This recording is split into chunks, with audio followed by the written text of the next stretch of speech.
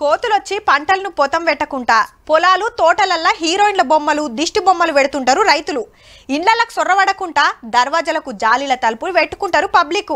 ఇక పండ్ల తోటలు పెట్టుకున్నోళ్ళు ఓ ఇద్దరు మనుషులను కావలి పెట్టుకోవాల్సిందే. అట్లనే పండ్ల దుకాణాల సుతా కోతులు రాకుండా ఏదో ఉపాయం చేసుకుంటారు. ఇదేదో కోతుల ముచ్చటే అనుకుంటారు కదా, పక్కా అదే.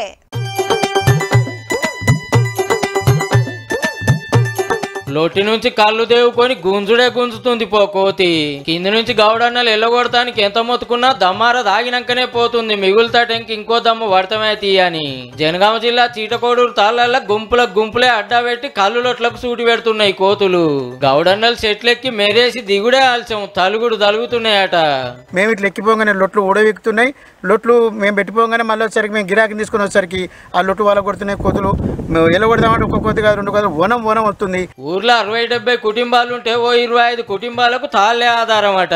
చెట్ల మీద కోతులను చూసుకోక ఎక్కి అదురుకొని కింద పడితే కాలు రెక్కలు ఇరగొట్టుకునే కథ అవుతుందట. మా గీతా కార్మికులు తాడి చెట్టు ఎక్కిండు, చూసుకోవాలి పోయేసరి కోతున్నది. ఆ బెదిరించి ఆ భయానికి ఆంచి దుంకితే ఎడం ఇరిగింది. అటు పంటలు పొతం పెట్టుడు, ఇండ్లకు జోరి తిండి గింజలు ఆగం చేసుడు, ఇటు కళ్ళు లొట్లకు సూటి పెట్టుడు. ఒకటా రెండా మరి కోతావా దినం ఇంత పెరుగుడే గాని తగ్గుడన్న ముచ్చటే లేదట. పోయిన 6 నెలల కింద చూస్తే 200-300 కోతులు, వాటికి సంతానం ఆట సంవత్సరానికి 3 ఈతలట. 300 కోతులు పోయి 1200 కోతులైనాయి. చెట్టు మీద లొట్టి పెట్టిపోతే ఒక్క సుక్క లేకుండా జరుగుతున్నాయి. వాటికి దారులకు కళ్ళుకొచ్చిన వాళ్ళకు పోస్తానికి ఏం మిలుగుతలేదట. ఎట్లనన్నా చేసి కోతులను నెల్లగొట్టే ఉపాయం చేయాలి అని కోరుతున్నారు సర్కారును.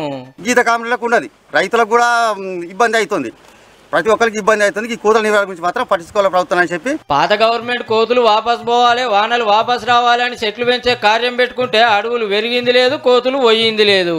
ఊర్లలో పబ్లికే నపరిన్ని పైసలు వేసుకొని కోతులు నెల్లగొట్టే ఇకమత్ చేసుకుంటున్నారు. చూసి గౌడన్నల సుత గదే పని చేయాల్సి వస్తుందేమో పో.